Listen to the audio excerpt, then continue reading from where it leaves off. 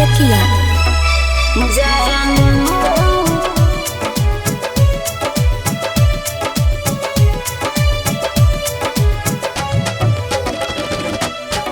कैसे भइलू राजी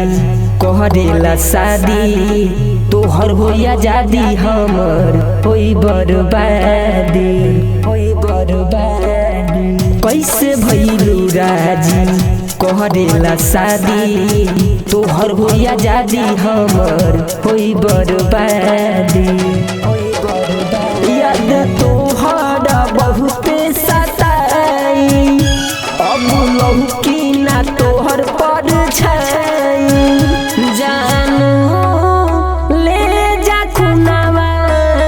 मेहदी के काम आई जानू ले जा खुनावा मेहदी के काम आई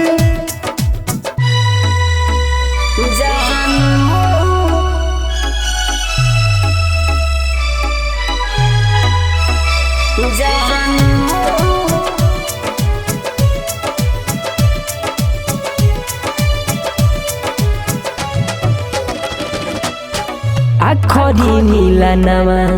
यरबू के अंगनवा रात दिन कटियब पियबू के अंगनवा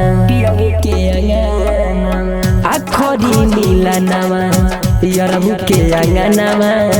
रात दिन कटियब पियबू के अंगनवा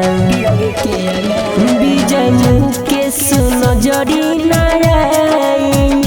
बारू परवेश के पजरी।